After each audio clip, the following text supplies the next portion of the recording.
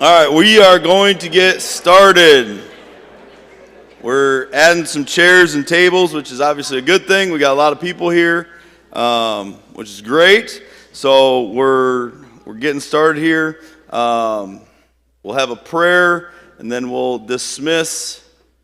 We'll go through the outside doors and then in through the middle. And Coach Weidenbach was going to do the prayer, but I remember last at the potluck, where's Heidi?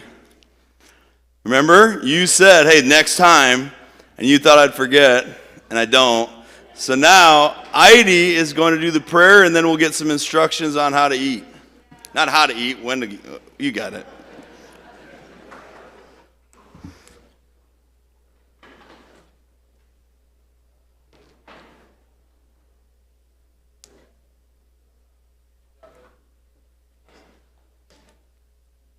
You were sitting over here last time. I know. All right, please bow your heads in prayer.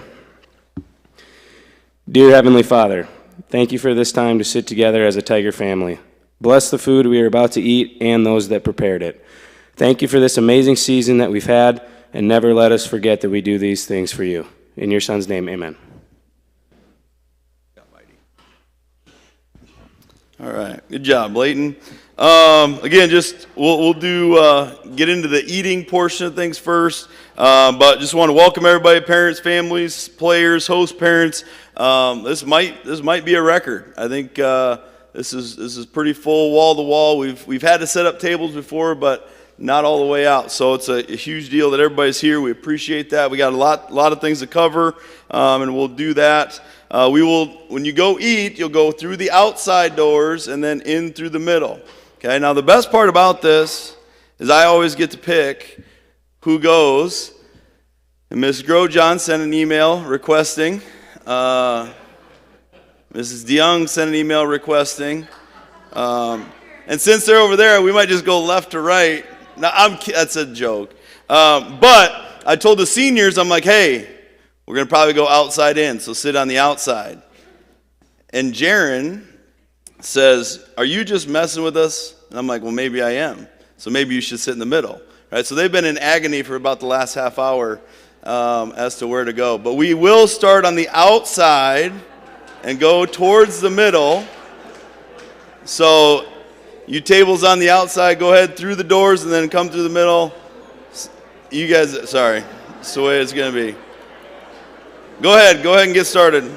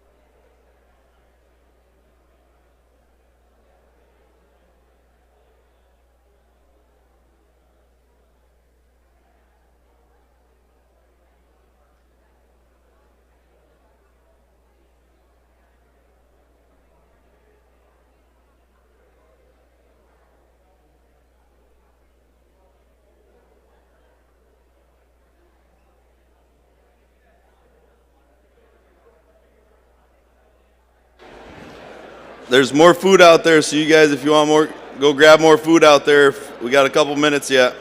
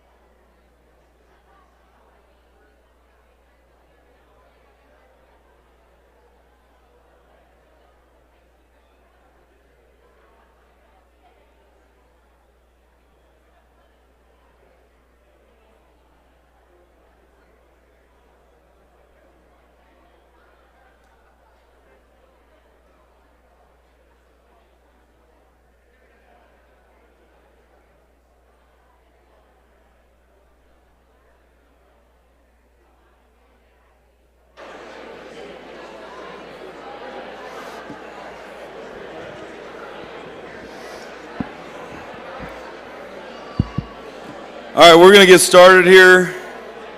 Move things along a little bit.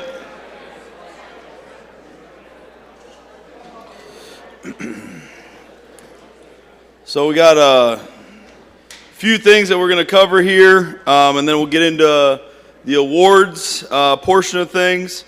Having guys come up. Just wanted to make an announcement. I'm sure Coach Kretschmer will make this announcement as well, but we do have some of the 2024 recruiting class here, and so we'll recognize those guys a little bit, but that's nice to have them involved and their families involved. Obviously not everybody can make it, but have a good group here as well. So just some thank yous and some things I wanted to mention. Our physical plant sets this whole thing up, tables, chairs, everything, and they do a tremendous job. So I appreciate them doing that. We'll kind of help them pick it up when we get done. Our IT department, they're streaming this for our families that can't make it, for our quarterbacks that can't make it. That's for Austin. Austin's not here, but lights, the presentations, everything. So our IT, Carl, and our food service. If we give them a round of applause, that was really good.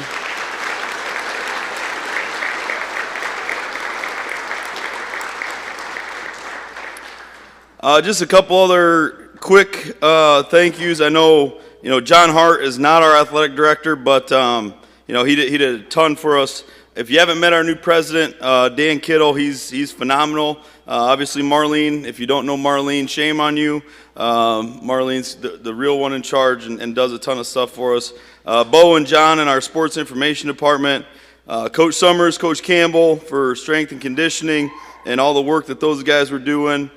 All season, all off season, those guys are with our guys more than anybody else, and our entire athletic department for that matter. Travis Olson, our trainer, who was unfortunately extremely busy this year, but did a tremendous job. Our student trainers also did a great job as well. And we've done this for the last few years. Host parents, if you're a host parent, please stand up.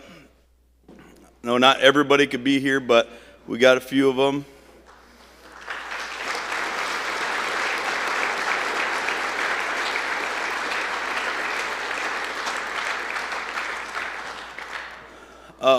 Our host parent program is unbelievable, and obviously we don't have everybody here because of schedules and things, but it's a pretty phenomenal thing as to what these people do, donating their time, just at a minimum, donating their time.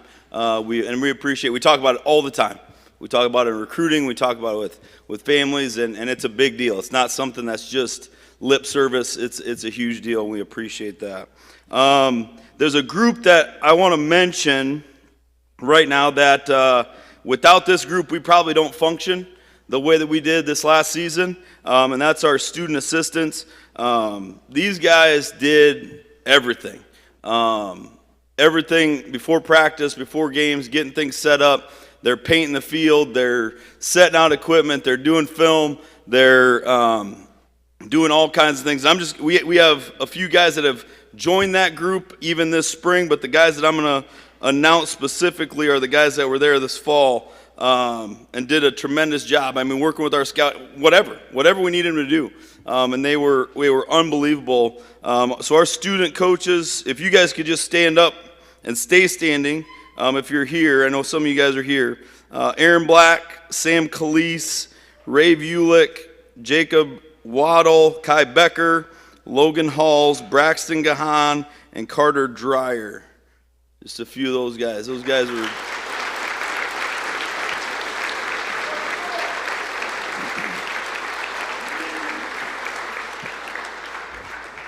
All right, I got a couple more, and then going to talk about the season a little bit, and then we'll get into some coach introductions. But I want to thank Tim Weidenbach specifically for, 14 years, 12 years, something like that. Tim's been phenomenal, just listening, volunteering, literally volunteering. Like, he's here tonight helping out, pouring lemonades and waters, and he literally has gotten paid. He's losing money being a part of our football program. And he's made a tremendous impact. So appreciate Tim And obviously he's busy with his actual job, which he's very, very good at, but does a tremendous job for us. And he's had to hear me complain about a lot of stuff, mostly self-inflicted things that I screwed up. And he never, ever told me, like, you're an idiot. So I appreciate him not saying that, when he probably could have a few times, for sure. I want to thank my mom and dad, who are here again. They haven't missed very much for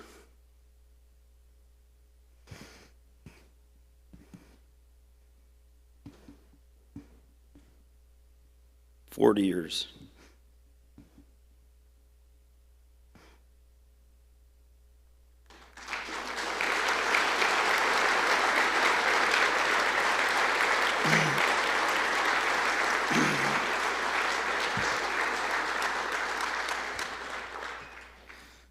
That wasn't supposed to be that hard. And then Linda and my kids, those guys have, I'm not around a lot. And I appreciate all that. And what the sacrifices they've made for me to do what I wanted to do. So enough about any of that. Talk about football now. I'm just going to touch on a couple things about the season, and then I want to talk about Coach Kretschmar real quick. Not real quick, but do want to talk about that. This season was, I've been the head coach here for 12 years, and we've had some really, really good teams. We've had some really, really good players. We've had some struggles. We've had some the highs of the highs and the lows of the lows for sure. This season, man, like, was so different than probably the last, 6 years. You know, we had a really good run. My first 6 years, having a losing season wasn't a thing. And quite honestly, I took that for granted. And then we had a rough spot, a real rough spot. And a lot of the guys in this room and families in this room went through that and stuck through it. And then that kind of leads us to this season. 2 overtime games. I've coached or played prior to this season in 1 overtime game, and that was at Dakota State as a head coach. That was the only overtime game I'd ever played or coached in, and we had 2 of them this year. We had all kinds of doubts. A lot of people doubting us. We were preseason pick number 10 in the country, or in the conference. And I screenshot that and had it on my iPad, so every meeting that I started on our big screen, that was the first thing our guys saw. And I made sure it was highlighted nice so everybody could see it. Didn't talk about it every meeting, but it was there. And had a ton of injuries, and obviously we're, excited about getting the guys back that are injured and hopefully keeping guys healthy. But I just want to paint a little bit of a picture, not for sympathy, not for any other reason outside of everybody in here understands how hard it is for your kids to be college football players. But I'm just going to paint a little bit of a picture. We have our fall camp scrimmage out on the practice field, and we get a guy that gets hurt, and it's, everybody knows it's not very good. So we call the scrimmage off, which I think is the right thing to do, and that was a player's decision, and I would go back and do that 100 times. That night, we find out the coach that we just hired isn't going to be with us anymore, so now we got an open spot. We have 2 other GA spots that aren't open, so we're down. We're down some some coaches. Just had a guy, in front of his teammates, you get injured and kind of a freaky deal. And now we got to go play a game. And we got to go play a game against a team that we haven't beaten for 6 years. And I don't know that game could have been any better. Couldn't have started any better. That could have been a little bit better. But it couldn't have started any better. And that really, I think we had a little bit of a lull when it came to Hastings. I think there was some, things there. But the way that I would describe this team, and I think anybody that watched this team saw it, whether you're a parent, a grandparent, Or if you're anybody in the GPAC and you watch this team, these guys have zero quit in them. And that's something that they should be very proud of, because that's how I remember DW football. That's how I will always remember DW football, but that's not how it always was. These guys had to change that, and they did it, and it was hard. It's really hard, and it's going to continue to be hard, but they've continued to do it. And that went on, for the remainder of the season. Obviously, 6-5 isn't the ultimate goal, and we're definitely not patting ourselves on the back for having a winning record. But to see the reasons that some guys came back for a fifth year, to see the reasons that some guys kept going over and over and over again, guys getting excited about a goal line stand against Dakota State in a JV game to win that game, and then being really pretty ticked off about losing a JV game against Mount Marty. Genuine emotion about those things, and that's a huge positive for this team, this program. And as most everybody knows, and if you haven't, I apologize. I've tried to reach out to. I met with the whole team, reached out to all of our new recruits. This was my last season as head coach, which obviously some of you guys are probably super excited about that. I don't know. But here's a couple things that I just wanted to say about that, and I said some of this stuff to the team, and I tried to be as transparent as possible with the team. It was the hardest decision I've ever had to make, without question. But one of the reasons that I feel very strongly about making this decision is because of the people in this room. Meaning, not I don't want to be a part of it. Because of the quality people that are in this room, I'm not the piece that has to be here. The pieces that you need are already in here. And I'm not going anywhere. I'm just in a different office. But the quality pieces and people that we need in this program are already here. And that's a huge positive. And that was evident all season. And probably one of the factors that I'm going to be a mess next fall. I mean, let's be honest. But one of the things that's also a little bit of a bummer for me is I think we have the best coaching staff we've ever had. I can say that with 100% certainty. This is the best coaching staff, and Coach Kretschmar will announce those guys, that we've ever had in DWU, ever. And we got a couple spots that we need to fill, and Coach Kretschmar will be doing that. But there's some quality people a part of this program, and that's a huge, huge positive. And so I wanted to make sure that our football team, and you can ask our president, when I got approached about this position, I said, if we're going to do this, then I got some stipulations, and we're going to move forward in a direction that's great for our team, great for our kids, great for our coaches, and it needs to happen as soon as possible, or else I'm not your guy.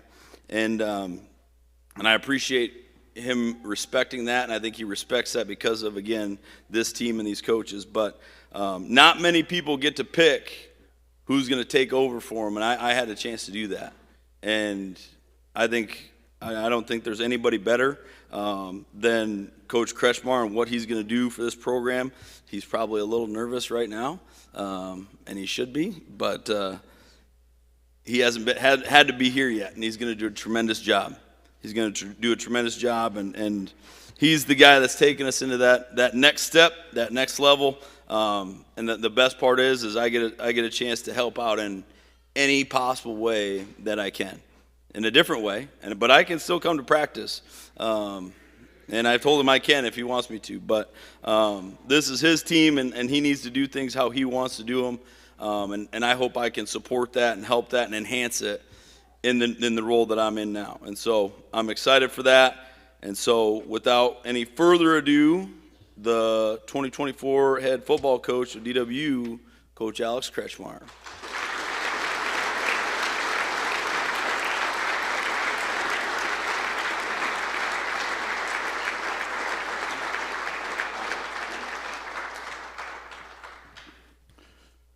All right. 40 years old, huh? Yep. Don't look a day past 42. Before, I just came up with that joke just a second ago. I forgot that it was his birthday this past week, so, but happy birthday. So, before we get into it, I just kind of want to say a few words. One, I wanted to thank the players and the coaches because this isn't necessarily when they came back, the current players and the current coaches, like this wasn't necessarily what they thought they were going to be coming back for. And to their credit, they didn't miss a beat. They've been, busting their butts in the weight room, in our speed and conditioning workouts, and they've been doing everything in their power to prepare for this upcoming season. Second, I wanted to thank, I wanted to thank Coach Simple for taking a meeting, I think it was 3 years ago now, when I reached out to him. I was living in Mitchell with my now wife about volunteering after I parted ways with that other school that's down the road, and he allowed me to volunteer on his staff. And fast forward to now, I thank him and Dr. Kittle for having the confidence to put me in this position. And then also I want to thank his wife Linda for all she's done for our coaching staff, and then also being a great friend to Kat and I. And then lastly, before we introduce the coaches, I want to thank my wife, who she was probably honestly even more excited than I was when I called her and told her that this was happening.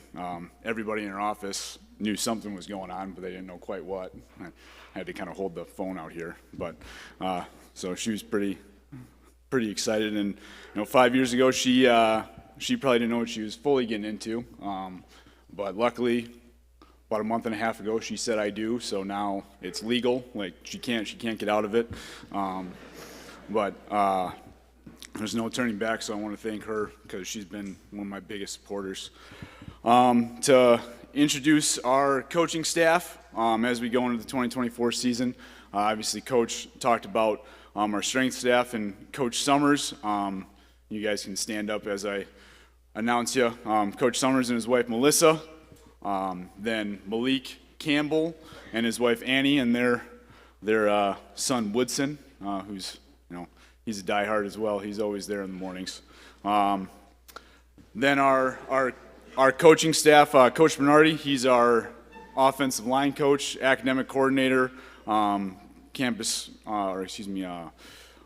service coordinator. Coach Frost, coaching our D-line past 2 years. He's going to be transitioning to be coaching our linebackers. Coach Devricks, he's our quarterbacks coach. He was also with me at that other place, and I was actually his coach there. So luckily he liked me enough that I was able to talk him to come here. And Coach Simple as well, for that matter. He's here with his wife, or with his, not his wife, excuse me, sorry. Didn't mean to put that on you. His girlfriend Grace, then Rome Greve and his girlfriend Reagan, then Coach Clark, Craig Clark, and then AB, Aaron Black, he'll be transitioning from the student role to be a GA. And then Coach Bessler, our new defensive coordinator. He started with us back here in the middle of January. And then Coach Loudenberg, who he's at State Wrestling right now, reffing. So want to thank these guys. Like I said, the players and coaches, they didn't necessarily sign up for me being the guy in charge, and I'm really grateful that they decided that I can stick around with this guy. So give them a round of applause for me.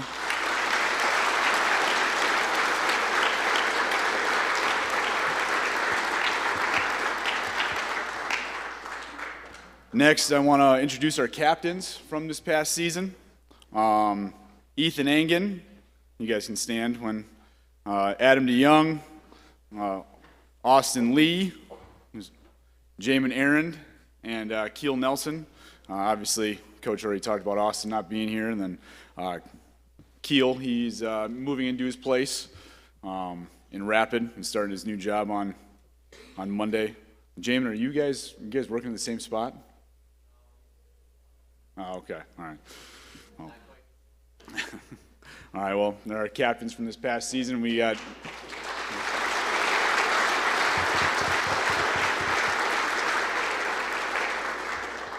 those guys have been our captains for the last few years. I know since I've been here. So we have some guys on campus right now that need to step up and step into those roles, which we know they'll be able to. They've been working hard at doing that this off season so far. At this point right now, we're going to talk about some awards here. See if this will go.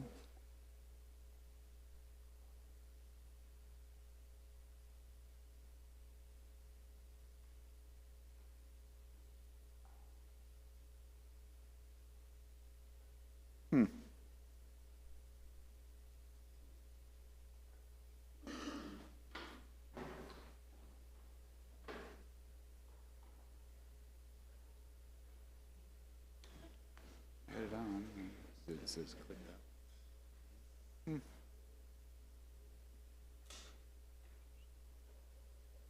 You got any suggestions there, boss? Oh, yeah. Yeah. I rubbed. It was there just a second ago. It's off now. Oh. We need some new batteries. Potentially. That might be it. Turned it on, and then, yeah, it's off. Yeah, turned it on, turned it off. My expertise is over. Or it went. Oh, yep, there we go. What's going now? All right, well, so right now we're going to do our academic awards here. All right. So we have 3 different levels, 3 different categories. These players, I'll have you come up here, they're going to stand when they're called, stay standing, okay? All right. It was going, so yeah, it's going now. So I think we're good. Thank you for coming down here, of course. So when I call your name, stay standing, all right, even when we go to the next category. All right.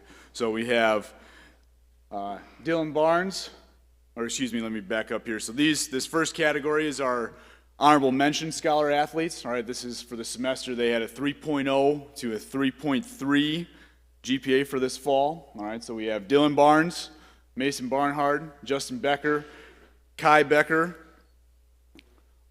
Gabe Beeman, Aaron Black. Guys, stand up. Stand up. Same thing happened last year. All right. Aaron Black, Cody Kavanaugh, Lane Darrow, Nolan Dvorak, Ethan Engen, Logan Halls, Mikey Hart, Zarian Kama, Jacob Markshausen, Keel Nelson, Carter Rentz, Trent Sukit, Connor Tapia, Joe Van Overshield, Sam Welch. All right.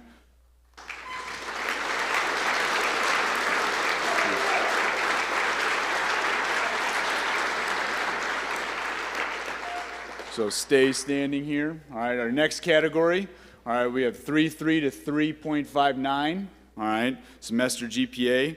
Dylan Albrecht, Sam Calise, Craig Clark, Carter Dreyer, Isaac Faust, Gavin Hazelhorse, Jackson Jarding, Kobe Kaiser, Connor Kirkove, Victor Kanishi, Nicholas Lombardi, Ethan McCune, Dominic McGargill, Preston Nedved, Todd Obley, John Pica, Maxwell Robb, Nate Ruprecht, Wyatt Vandenhop, and Vicente Zepeda.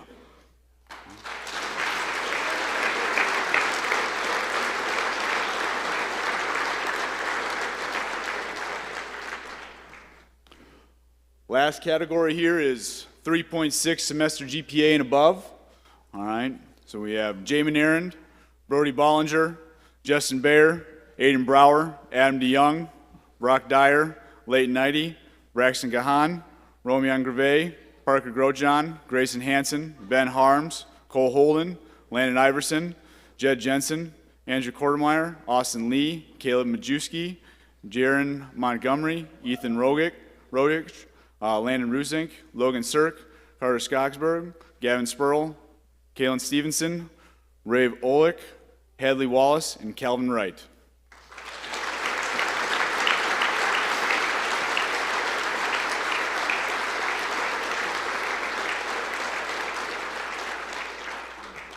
So you guys stay standing just for 1 second, all you guys. So just as a recap, this past fall, we had 72% of our team over a 3.0 GPA. So, and not even everybody's here. You guys can sit now. All right, and that's testament to Coach Bernardi, our academic coordinator, and then Coach Lautenberg, who's working in our trio office now, and academic support services, and then the rest of our coaches. They do a great job of making sure that guys are staying on top of things. All right. Next, and these guys, you'll actually come up to the stage, correct? All right. So these are our 2023 Daktronics Scholar Athletes. All right, the requirements is they need to have a 3.5 GPA and be at DWU at least for a full year. All right, so these guys are, so come up to the stage when your name is called. Brody Bollinger, Grayson Hansen, Jake Hedges, John Pika, Kobe Kaiser, Landon Rusink, Sam Welch, Leighton Knighty, Connor Kirkove, Ben Harms, Austin Lee, Caleb Majewski, Connor Tapia, Ethan Engen, Gavin Spurl, Adam DeYoung, and Jamin Aaron.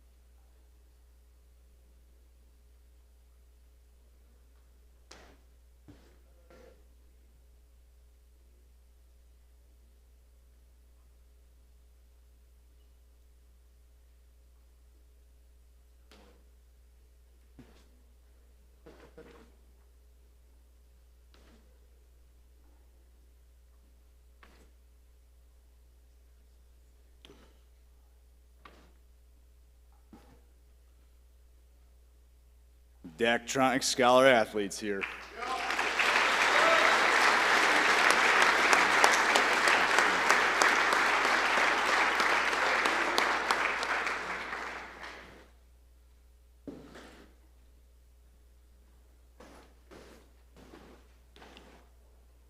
Oh, and then we have, this is a new slide. This wasn't on my script here that I put together, so this is new that got added right before you guys all got here. But this is our 2023 Academic All-District. All right, so we got Grayson Hansen, Leighton Knighty, Austin Lee, Landon Rusink, Caleb Majewski, Adam DeYoung, Jamin Aaron, and Gavin Spurl. You guys can all come on back up here.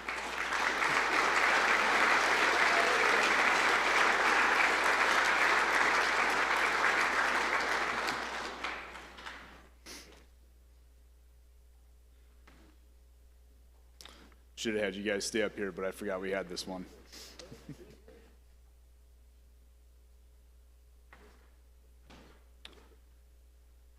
Academic All District.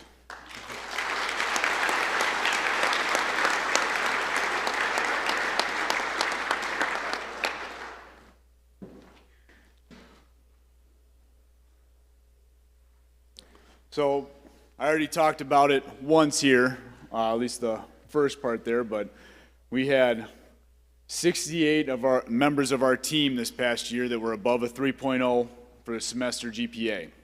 So that's a pretty big deal. I've coached at several other schools, and I can tell you this is one of the best when it comes to grades. And I coached at a school called Colby College out on the East Coast, which it was a Division III school, and that conference was called the Little Ivies. So those are some pretty good students as well, but we never had anything like this, that's for sure. Cumulative GPA, 3.0 and above, 68 members. Team semester GPA of a 3.23, team cumulative GPA of a 3.26, and then we had 10 student athletes achieve a semester GPA of a 4.0. If you are one of those 10 student athletes, please stand up. Come on, 4.0. You guys don't know your grades? You gotta be kidding me.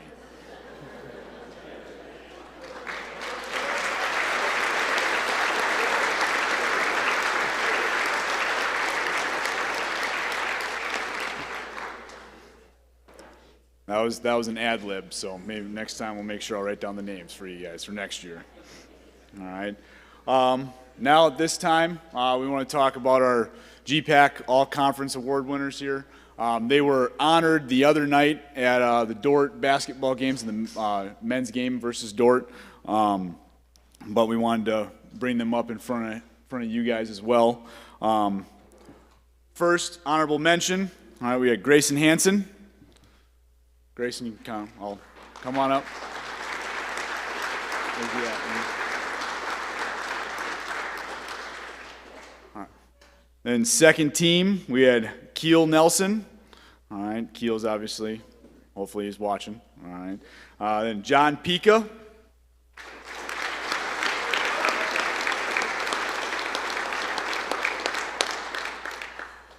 Ethan Engen.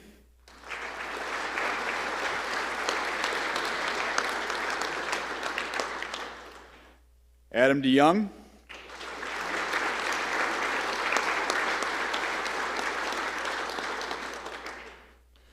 All right, then first team, we had Jamin Arend.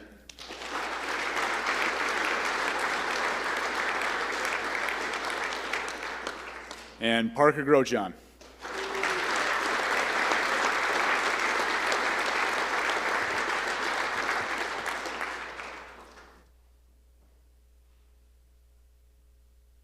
It's a nice sweater you got there, Grote. I like it. This is a teacher Grosjean here, Mr. Grosjean. All right, you're all conference players.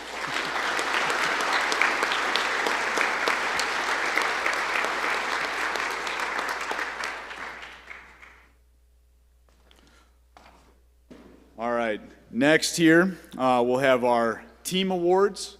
All right, and these are awards that are voted on by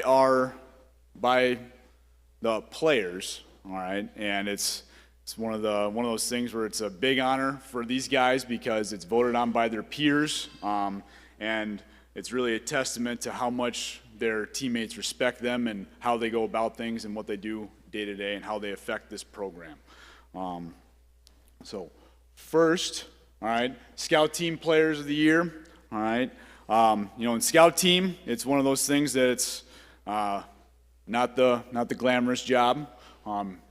It's going to be anybody that's able to give that look. All right, and normally you have to do somebody else's defense or somebody else's offense, and it's not easy. You got to try and do it better than the team that we're facing that week, because we're trying to prepare the offense, prepare the defense, and special teams for that matter.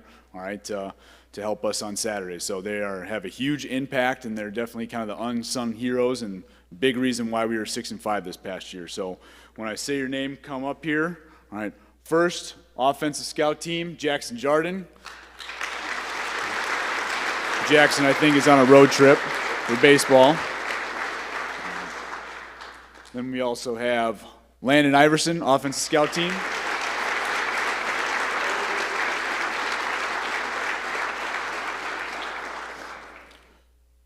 Defensive scout team, Josh Coleman.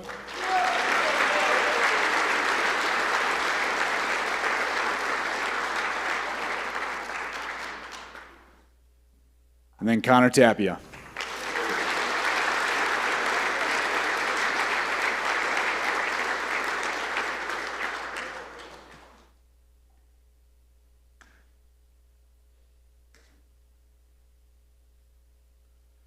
Again, just to reiterate, I mean, all the guys that gave a look this year, these guys especially, they came every day to work and made sure that we were ready for that Saturday. And again, like I said, it's a big reason why we were able to have the success we did this past year. So, Scout team players.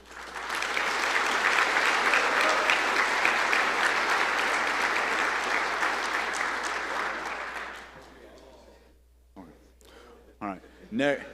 Next we'll have our Rookie of the Year. All right, so our Offensive Rookie of the Year, and normally the players, they don't know this until tonight. All right, but this guy, he had an inside track because he's a coach now. So, Craig Clark, Offensive Rookie of the Year.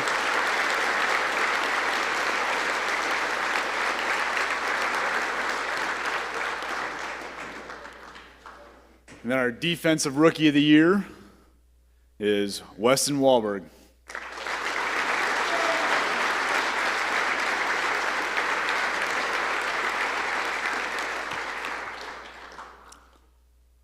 All right, next, these are our most improved players. All right, and these guys, obviously were with us last year. All right, and then this year, they had a role last year as freshmen, and then now this year as sophomores, their role increased, and it came from them hard work in the off season. All right, and then leading in the summer, fall camp, did a great job of making sure they are ready every Saturday. Offensive most improved player, Kobe Kaiser.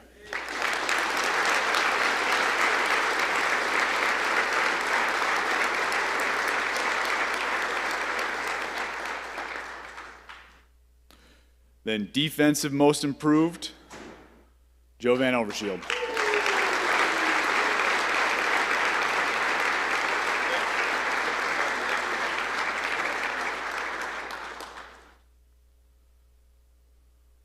All right, then this next award, all right, is our Special Teams Player of the Year. All right, this guy had a great sophomore season. All right, did a great job when his number was called of delivering. Just a couple of stats: he was 10 for 13 on field goals, had a long of 39 yards. Extra points, he was 25 of 28. All right, and they had a total of 55 total points on the season.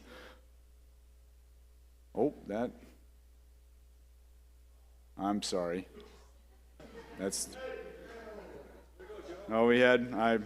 I jumped the gun. Excuse me. There was gonna be a mistake. I'm sorry. Let me back up. Iron Man Award, Joe Van Overshield. Here we go.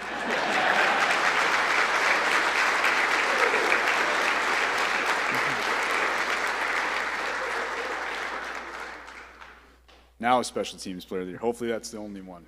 But Special Teams Player of the Year. I already talked to you about his stats. 55 total points on the season. Jackson Patrick.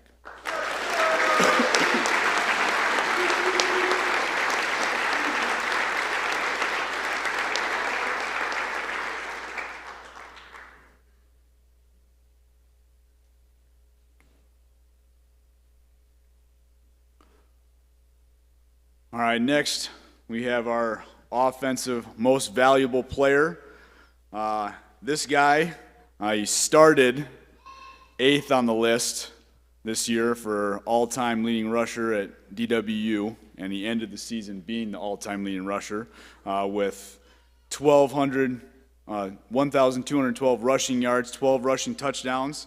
Then he also added 34 receptions out of the backfield and with 300 receiving yards and 1 receiving touchdown. He also did have 1 fumble. He didn't lose it, all right, but he still had to do, what did you guys do, rolls or up downs? Yeah, all right. Jamin Aaron.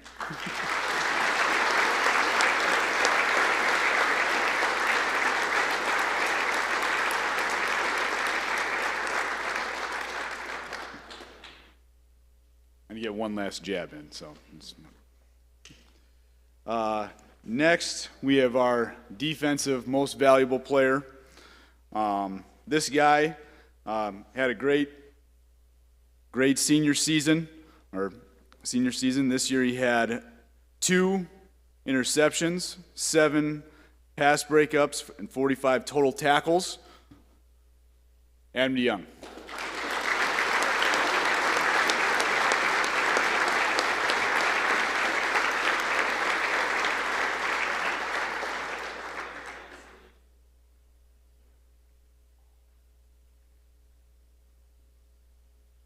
When I was looking this up, I couldn't believe it was only 2. I thought, a little bit lower than last year, huh? Yeah.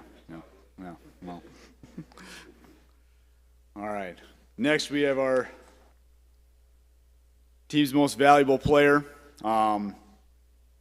This guy, he had 78 total points this year, over 1,500 all-purpose yards for just under 140 all-purpose yards per game.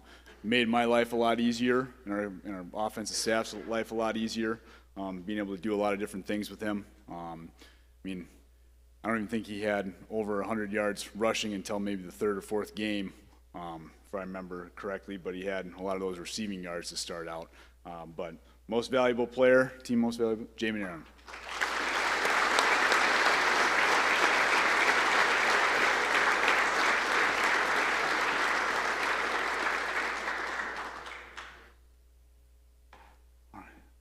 Then our last award here before we bring Coach Weidenbach up here is our No Bull Award. All right, and this is an award. It's one that we give out each week of a guy just no matter what the situation, busting his butt, doing his job, and not letting any outside factors affect how he goes about doing his job. And that's what this guy was. He constantly was just going, like, when we needed a play to be made, no matter what the situation was, he did it. Probably one of the best touchdown runs I've ever seen in my life was against Jamestown when he just refused to go down. I think there's at 3 different points in that run that I had my next play call, and I realized, oh, he's still going. Okay, all right, now what? Or no, let's run. Oh, yep, he's still going. All right, he just refused to go down. But no bull, Jamie Aaron.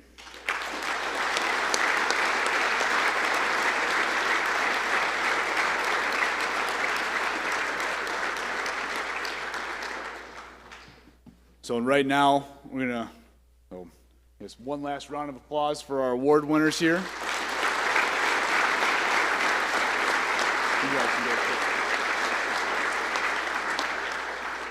We're going to have Coach Weidenbach come up here and award the Adam Borman Man of Character Award. And then Coach Simple I'm going to turn the mic back over to Coach Simple to talk a little bit about our seniors that we had this past year. So, Coach Weidenbach. All right, thank you. Appreciate that. My name's Tim Weidenbach, and I was mentioned very first tonight, but Coach Simple did not cry when he mentioned my name. And he also said we were together like 12 or 14 years. It's been 9. So I don't know what's going on there, but so actually about 10 years ago today, I started Higher Power Sports. I was the assistant basketball coach here. We had lost our last in the conference tournament, and I decided to do something else, and I started Higher Power Sports.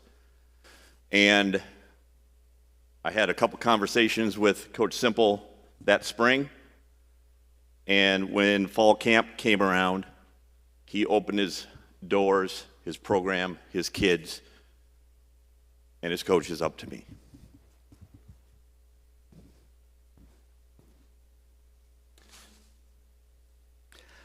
He didn't cry when he mentioned my name.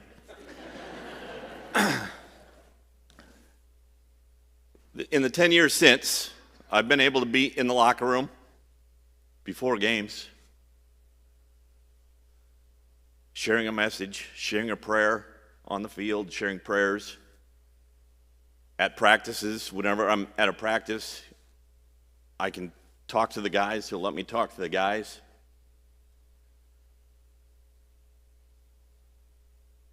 And I could not be doing what I'm doing through Higher Power Sports without Coach Simple. I'm blessed to be out every day on the road, talking to other teams, talking to schools. And it all started here at Dakota Wesleyan.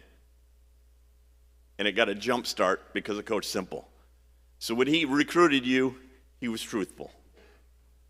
It's a family here. It's special. We started off really good, winning a lot of games. And like he said, we had some years where we struggled to win games, but Coach Simple never wavered. He did things the right way. He coached his kids hard. He made them go to class. He put in more time than any other coach in the conference, and he believed in you guys. he stuck with it.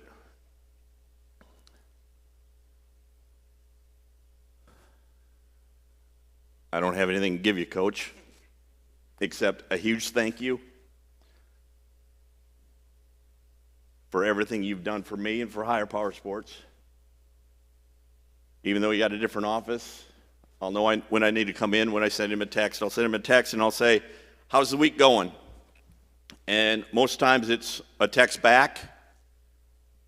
Sometimes there's too much to text. And then I know I got to get to practice or I got to get to his office and find out what's going on. But Coach, congratulations on a great coaching career and congratulations on what you're going to do as the athletic director here.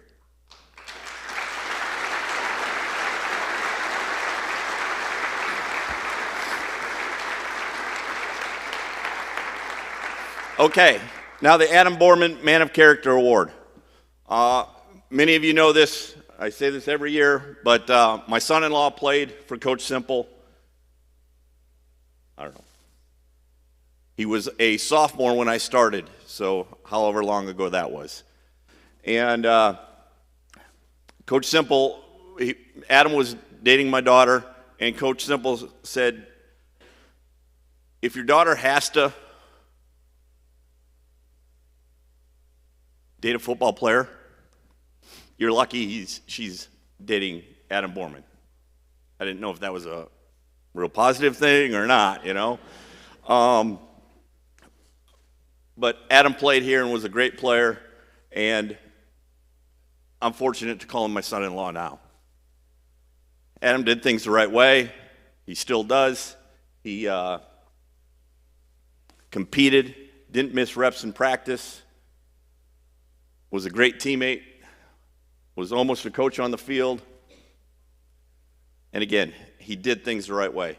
And this award's been going on 7 years or 8 years. And we used to have a plaque, used to hang in the weight room. I don't know where the plaque is. So the winner doesn't get anything. I'll get him a plaque in like 2 years. I'm about 2 years behind on it. But I think it's a special award. It means a lot to me.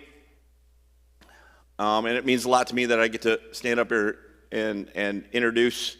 And I got to tell you, it gets harder every year because we get better and better kids every year. And I could go down the list of that senior class, and I could call their name. But this year's Adam Borman Man of Character Award goes to Adam DeYoung.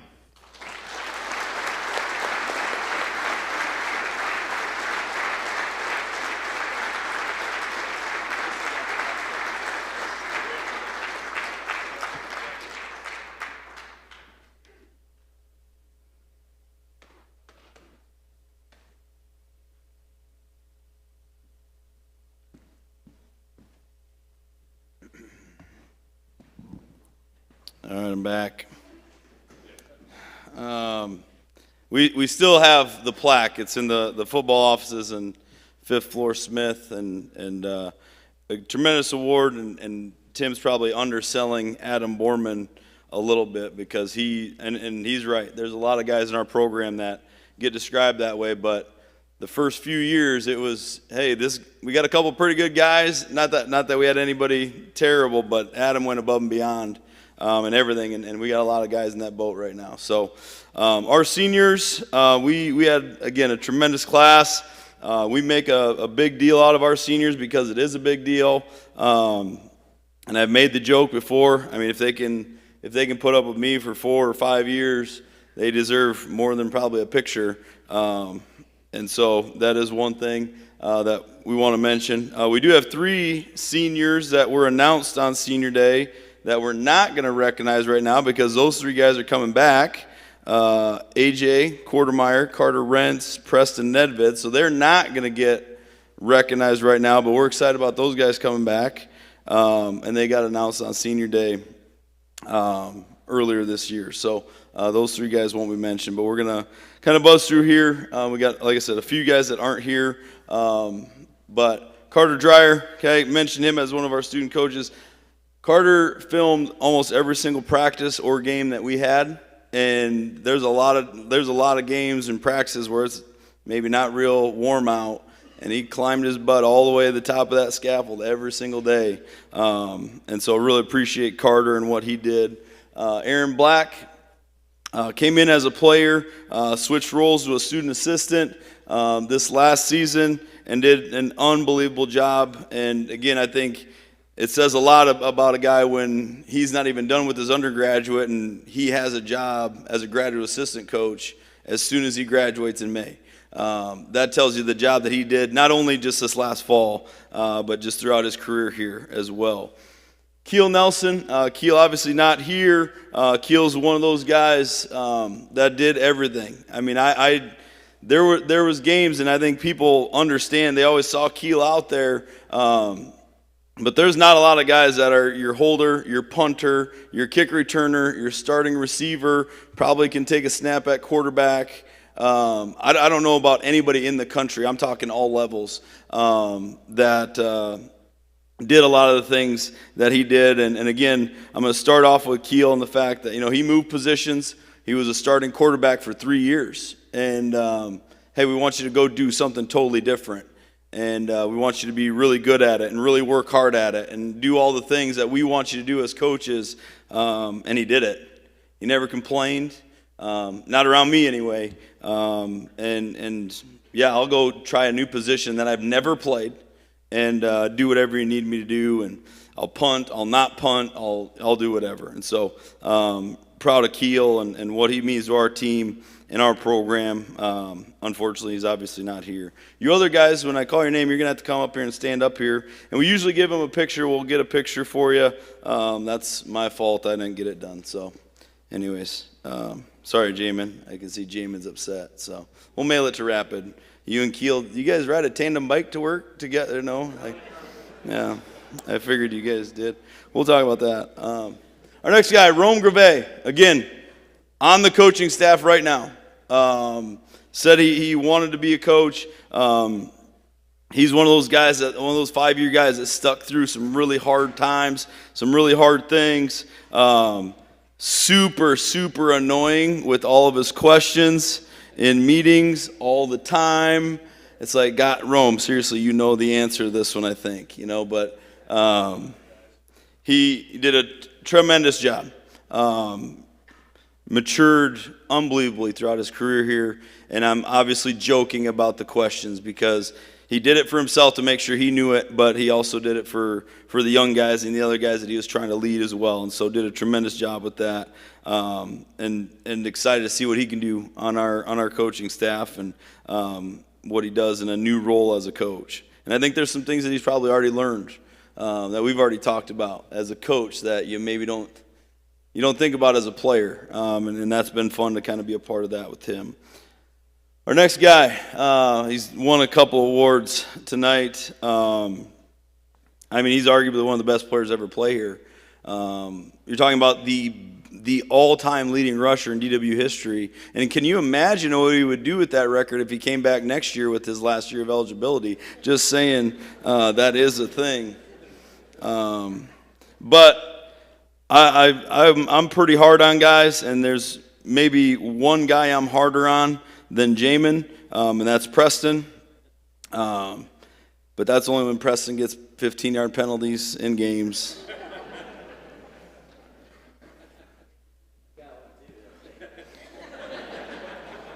Yes, I did.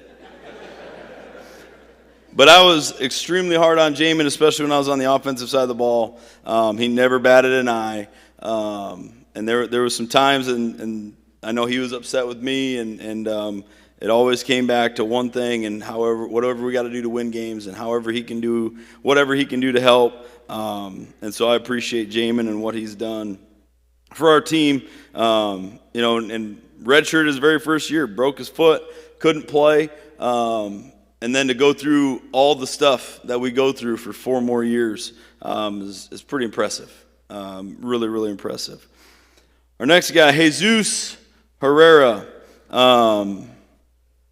Jesse transferred here from Briar Cliff, came in and was a yes sir, no sir guy. Honestly, never thought he would ever play for us because he was out of shape, he was slow.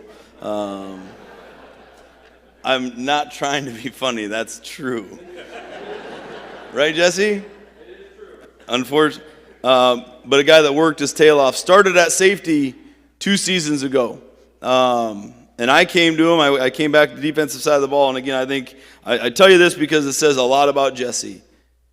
Came, and he was a little banged up in fall camp. And I came to him. I said, hey, we're obviously banged up at linebacker. We got some guys that are hurt and injured, and they're going to be out for the year. And I said, you or one other guy is going to move to linebacker. And this is a guy that started games. And I'm really talking to you players right now. This is a guy that started games as a junior, going into his last year, knowing it's his last year, and the coach saying, hey, I need you to move positions, and you're probably not going to start. And he never one time complained about it. Ever. Not one time. That's a big deal. That's an unbelievable attribute for Jesse that, I'm talking to you players. Just put yourself in that position one time. Hey, I want you to move positions. There's zero guarantee that you're going to play at all. Yeah, I'll do it. He did it, and he never complained. Okay, and I'm proud of Jesse for that, among other things. But again, had to move positions and did it. Our next guy, Adam DeYoung, had an unbelievable season as a junior, an All-American. Big expectations. I enjoyed being back on the defensive side of the ball with Adam. This last year, bangs his shoulder up, first game of the year, and again, one of those guys that probably didn't need to play. He had his whole life. He's an All-American. He's graduated. Didn't need to play and decided to come back and do it anyway. Gets hurt, and you maybe don't remember this. I remember this. Before it was a Dakota State game. He's his shoulders banged up, and I said we're not going to decide anything until halftime, and come back at halftime. And I asked him. I said, "This is your decision. Are you going back in or not?" And he's like, "I'm good." And I never asked him after that because I knew what the answer was going to be. Not a lot of people can do what he did at the position he played, and the amount of things that he was dealing with. And he never complained. Jumped in on the scout team at the end of the year when all of a sudden, hey, days are getting short, right? And my opportunities are getting limited, and appreciate him. And again, an All-American. We're talking about an All-American, one of the best in the country that didn't have to do what he did this last year and did it. And extremely proud of him for that. Austin Lee, I hope you're listening. He's probably in the bathroom right now. I don't know what he's doing, but Austin, I thought Austin had just a tremendous season. Probably because I was not coaching him. I'm sure that had a lot to do with it. And so credit Coach Devericks and Coach Kretschmar on the offensive staff. But really kind of grew into his own this year. And it's fun to watch him, make plays. The touchdown run he had against Briarcliff. If you would have told me Austin Lee was going to have a 70-plus yard touchdown run beginning of the season, I would have bet you a lot of money that would not have happened. So I'm glad you didn't. But I'm glad I would have gladly paid up. But tremendous season, tremendous person. Again, a guy that's got his whole life in front of him with academically what he can do, and he's a tutor on campus. He does all the stuff, and he's your homecoming king. He's just one of those guys that just does it the right way all the time. Craigor Clark, I feel like we've talked about Craigor quite a few times, and that's well-deserved. The Rookie of the Year award that Craigor won, that's anybody new to our program. Craigor was doing CrossFit in Massachusetts for 2 years and decided, hey, I want to play one more year of football. That's true too, isn't it? But I know when Jesse said he had a buddy, and because of who Jesse is, I said, okay, we're interested. And Craigor got his master's last year throughout the season, and last spring finished the master's. He's working on his second master's right now. He came in day one, and instantly acclimated to what we were trying to do, whatever we needed him to do, whatever. I mean, he was always asking questions, always at the front of the line, working his butt off, and a tremendous addition to our roster and our program. And again, another guy that is on our coaching staff now and doing an amazing job. I'm going to skip over Furbach because he hasn't talked to me for 2 months, and I'm a little upset with him about it. He's got another year of eligibility left, and he's not gonna talk to me about it. So, get up here. It's just a joke. Come on. Yeah, I'd like you to come up here. Logan Furbach. I'm gonna tell you one story about Logan Furbach. Furbach he's a tough kid, and I really appreciate Logan a lot. But this was spring of 2021, 2020. What was it? 2021, spring of 2021. This was the spring after COVID, right? We all remember that. So we got to scrimmage. Okay, we scrimmaged Northwestern because the playoffs were happening in the spring, right? And so Northwestern, they're in the playoffs. I know the head coach fairly well, and he says, hey, we want a scrimmage. Now, Northwestern's in the playoffs, and they made it to the national championship that year, so I want to kind of pat myself on the back here a little bit, just real quick. I'm like, we're not in the playoffs. They are. And he says, hey, we'd like to scrimmage you. I said, fantastic. Why don't you guys come to us? And he says, well, let's meet in Sioux Falls, like halfway, right? And I'm like, no, if you're going to scrimmage us, you're coming to Mitchell. And they did, and it was awesome. So I was super happy about that. But in that scrimmage, okay, I was calling the offense at this time, and I called the play, and Puma is a protection for us. It's sprint out protection. And Furbach is on the field during the scrimmage, and we ran it like a game, and it was really, really cool. And we're running this play, and Furbach runs the wrong route. And the route was called Boa. The protection was called Puma. And so I'm watching the play happen, and I watch Furbach screw up, and I yell at him, it's Boa. And he goes, it was Puma, which technically we are both right, but his route was a Boa route, not a protection. And so he's screaming back at me from the field, screaming. You don't remember it that way? Oh, thank God I got the microphone. He was screaming.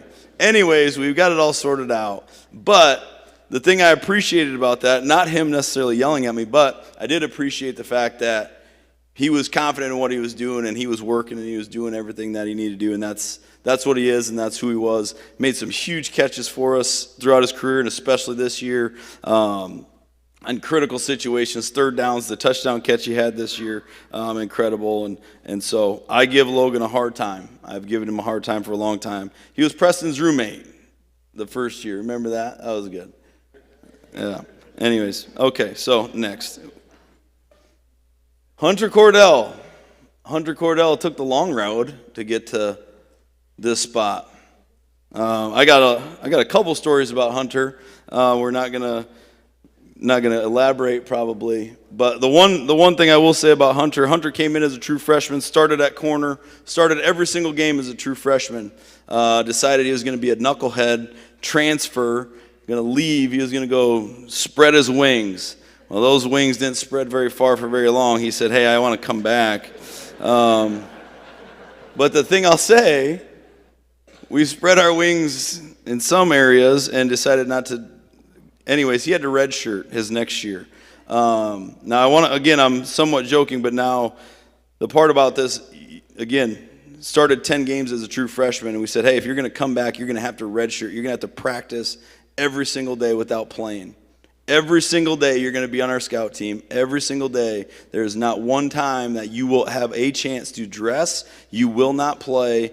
And then, after you go through all that, then you can earn a starting spot back. And he did it. And he started every single game after that. And now you're going to graduate, right, this spring? We're super excited about that, all of us. We all are. We are all really excited about that. But it's been a long road, but I'll tell you, proud of Hunter and what he's accomplished and what he's done, and not only on the field, of course, but off the field. Been a big deal for us, and we appreciate that. Nate Ruprecht. Nate's not here. I don't think Nate's not here, right? So we were doing a walkthrough in the field house this fall, and I saw Nate in there. Nate's been on the track team. Nate graduated from football, I guess, 2 years ago, had another year left, and I was joking with him. He had a DWU football shirt on. I said, man, Nate, looks like you still want to play football again. And he, whatever. We went through with our walkthrough. Next day, Nate texts me and says, hey, can I talk to you? I said, yeah, sure. So he comes and he's like, hey, were you joking about that football thing? I said, well, yeah. I mean, you've been out of football for 2 years, for crying out loud. He had a T-shirt on, so I was making fun of you. He said, well, what if I wanted to play? And I said, well, you're going to have to ask the defensive guys if that's okay. And long story short, again, Nate started at corner for us. Nate started at safety. Nate didn't start one game this year. Played on special teams. Did a lot of things that we asked him to do, but wanted to play football with this group of guys again. And again, you're hearing a lot of common themes about this team, but also the guys in this team. And so appreciate Nate and what he's done. Gavin Spurl, academically, one of our best. We want to talk about position moves. Gavin started his first game his freshman year as a receiver. And then we end up saying, hey, we're going to put you at DB. And then I talked to him this year, and I don't think Gavin was super happy with me right away when I brought him into the office, and I think he probably knew what the conversation was going to be about. And I said, hey, we're going to move you to safety. You're not going to play corner anymore. And I said, I need you to trust us, though. It's going to be good. This is going to be good for you. I think it was good. Gavin played his butt off this year and did a tremendous job for us at the safety spot, and just again, willing to do whatever our team needs, and that's Gavin for sure. Trent Sukett, starting right tackle. Hey, Trent, you're going to play center now. Okay. You wonder why we dug ourselves out of the bull crap that we were in is because of these guys and the stuff that they decided to do. And this is stuff that they said, hey, you know what? I don't care who gets the credit. I don't care what happens. What do we got to do to win? That's these guys. That's what they did. And you're hearing it over and over and over and over again. Trent started 3 years at right tackle, and he didn't have an option of playing right tackle this year. He said, you're going to play center. Okay? And that's what he did. And again, a guy that's done it the right way for a very long time, and appreciate the work that he's put in as well. Todd had a tough go this season, being injured early on, not being able to play his senior year, didn't take one snap, and didn't suit up for any games besides senior day. He did suit up for senior day, which I thought was really, really cool, and did get on the field for senior victory, and trying to get those guys on the field in those situations. That's a big deal. But it's unfortunate that things happen. And Todd was one of those guys that unfortunately had to deal with some of those things injury-wise. Oh, Hamhead, Parker Grosjean. I remember a lot about Grosjean too, but he was such a little feisty bugger the year he redshirted at offensive line, and he just kind of kept going. And he just kind of kept going, and now all of a sudden he's a first-team all-conference offensive lineman. Also, I mean, he could be a back-to-back first-team all-conference offensive lineman because he's got another year left.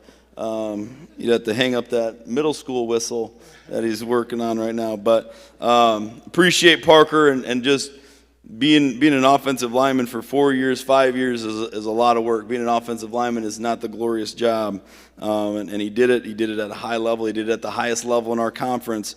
When you can get nominated and recognized as an all-conference offensive lineman in our league, you're a pretty dang good football player, and that's definitely Parker.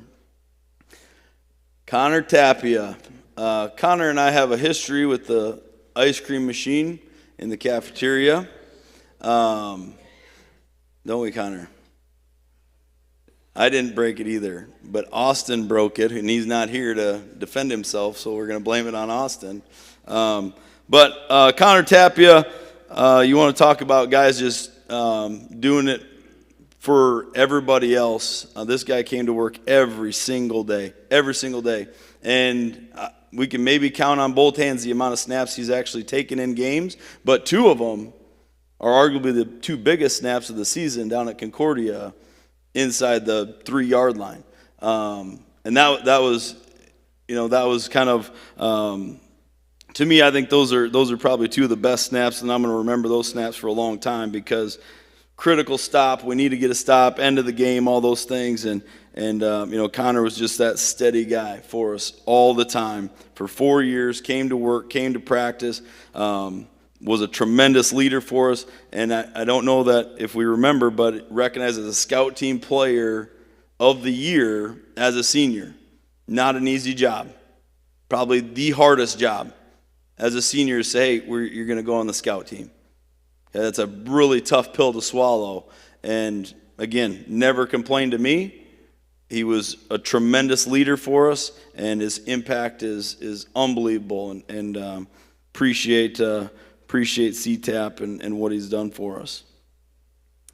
J-Bone. I told J-Bone he looked like LL Cool J one day in meetings.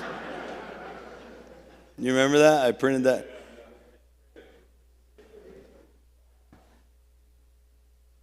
Jaren's done a tremendous job for us. Just kept working. And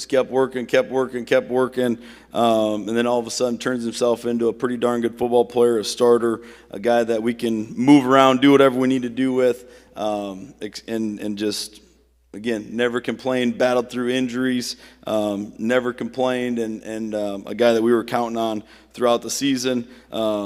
Always enjoyed giving him a hard time. He was the guy that was panicking for the first 30 minutes because he didn't know where to sit, because he thought I was picking on him, which I kind of was, but I kind of wasn't. And, but that's Jaren, and appreciate that out of him. Justin Becker, let's not keep the position move train going. Hey, we want you to play offensive line. Okay. All right, we're going to put you at tight end. Sounds good. Hey, we're going to move you back to offensive line. Okay. And end up, coming back from, again, a season-ending injury as a junior. We're going to switch your position as a senior, something that you're not familiar with, something you haven't done, and we need you to do it really well. We need you to learn it really fast, and he did. And he went at it, and we talked about it. Again, all these guys up here have something that they've sacrificed, something they've given up, something that they've had to come back from.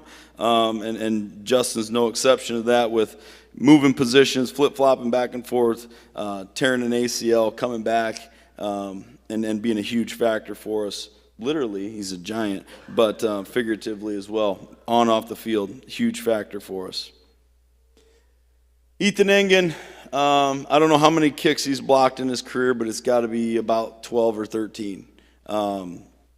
Tremendous football player, tremendous leader, painfully quiet, like awkwardly quiet. It's actually super brutal, but makes up for it and how he plays and what he does on the football field. Had an interception this year, which is fantastic. Like I said, he's literally blocked more kicks in the last 2 seasons than I think I have ever remembered DWU blocking as a team. Unbelievable football player, unbelievable person. Excited to get him coming back next fall. Well, he can too, so just like putting that out. I just like everybody knowing where everybody's at, But all-conference performer, 2 years in a row, one of the best to ever do it here, and we're going to miss Ethan for sure. Mr. Beard, Caleb Majeski, tremendous student-athlete, great student, a guy that we never had to worry about knowing what he had to do and how he had to do it. I think he's had 15 surgeries, not quite that many, but the number's getting pretty high. And you talk about offensive linemen and all the things they deal with, those interior defensive linemen, he's got more braces and shoulders and knees and everything else, and And again, he just did it. He just came to work and did it over and over and over again.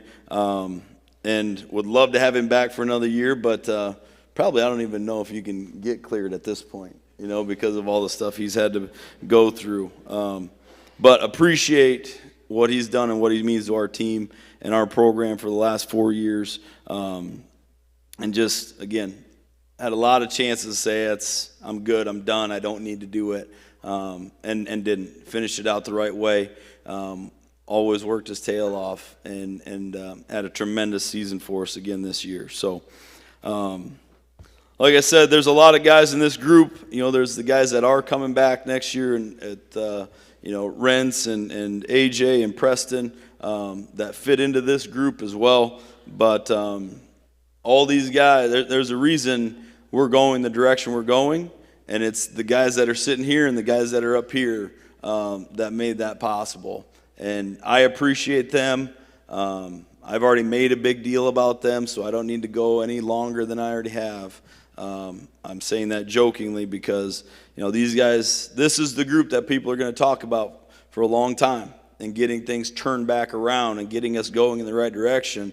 Now it's everybody on this side to do your job and make it go a little bit farther. But these guys did a ton of work for this team that they didn't have to do, for this program that they didn't have to do, and I appreciate it more than I could ever tell them. So thank you, and that's our guys.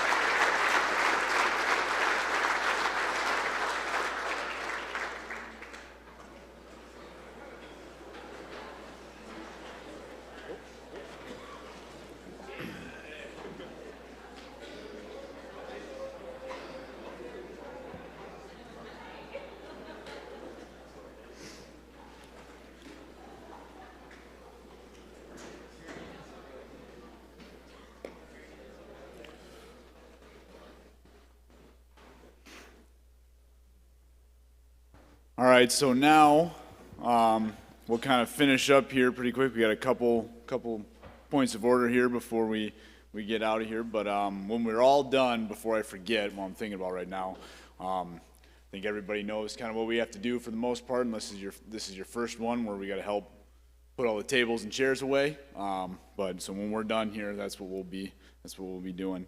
So first, we're gonna bring the signees and the commits up here, but we'll go through a couple things first. But then we'll have them come up and introduce themselves, saying where they're from, what position they play. All right.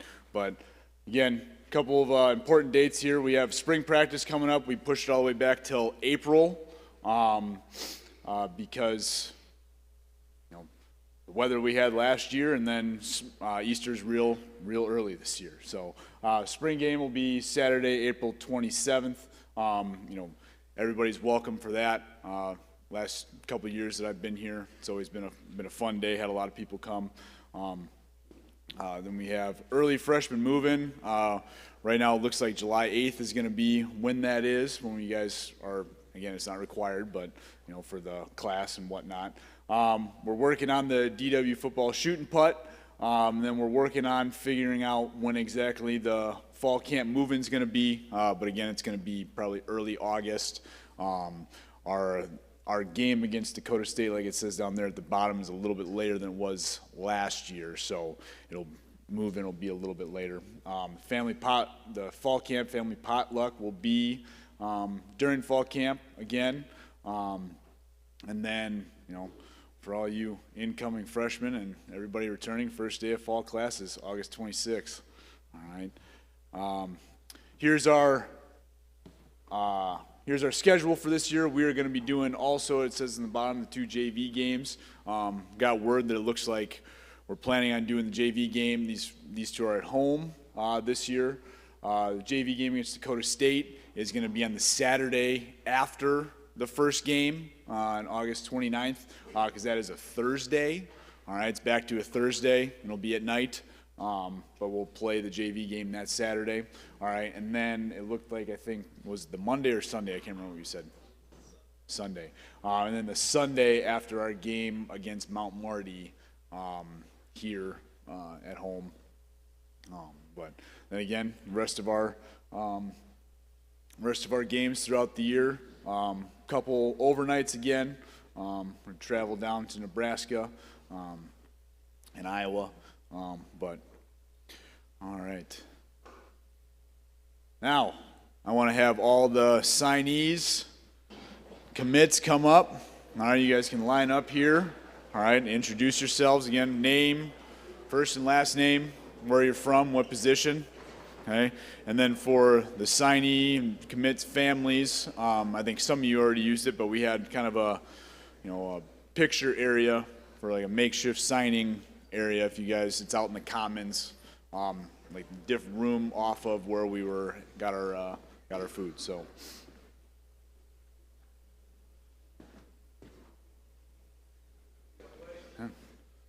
We got a good showing here. All right, we'll start down there at the end. Oh, yep, yeah, we do. If I remember, if I can. No, yeah, then pass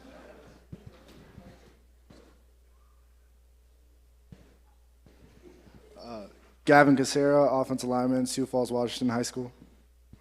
Dale Jacobs, wide receiver, Rapid City. Braylon Vancura, quarterback, Columbus, Nebraska. Gavin Nabeer, Laverne, receiver. Dane Tony, linebacker from Billings, Montana. Trevor Sludkey, DB from Wahoo, Nebraska. Drew Davis, linebacker, Wayne, Nebraska. Caden Freilich, running back from Pierce, Nebraska. Blake Peterson, wide receiver from Granite Bay, California. Tristan Butler, linebacker from Lennox, South Dakota. Carson Leonhardt, O-line, Crestbard, South Dakota. PJ Hatzenbuehler, running back from Joliet, Wyoming. Trey Middlestead, defensive line, Omaha, Nebraska. Peyton Hora from Chamberlain, South Dakota, D-line. Chase McGilvery, tight end, Redfield, South Dakota. Truman Vale, Brandon Valley, offensive line. Brandon Bailiff, DN, Grimes, Iowa. All right, and then. Yeah.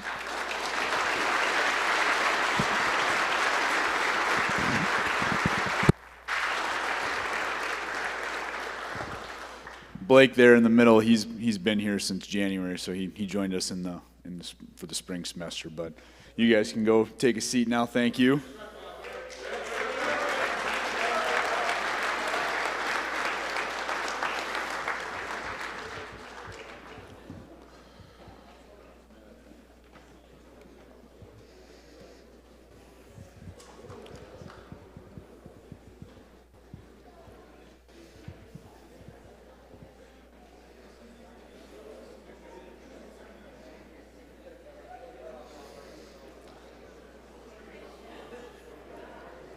All right, so now in closing, again, I just want to say how grateful and honored I am to now be the head football coach. Before we break here, I want to take a moment to thank Coach Simple and his family for everything that they've done for Dakota Wesleyan and Dakota Wesleyan football, and then, again, myself. Ross's mom sits with my mom when she comes to the games. I mean, they definitely, with open arms, back 3 years ago when I first reached out to them. And then, the other part of that story is that I ended up going up to North Dakota to Valley City for a season. And the next spring, I was, home for spring break and was in the offices. And Ross said, hey, we got some changes in our staff, and you're not going to be coaching on offense, but it's a defensive role and coaching special teams. Like, are you interested? And I said, hey, yeah, I'm coming back. And Kat thanks him for that as well, because it was a 4-hour drive. But again, I can't thank Coach Simple, Linda, and the rest of his family enough because of what they've done for me, and then also what they've done for this program. So if everybody could stand up for one last round of applause, I think it's warranted.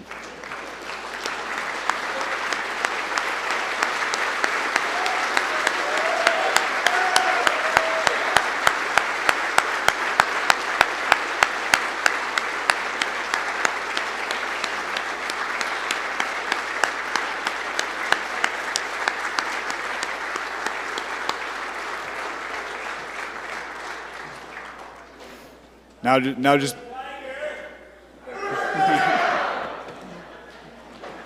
just be on the lookout for emails from me. So, all right. That concludes for tonight. So let's start putting some stuff away so we can go home.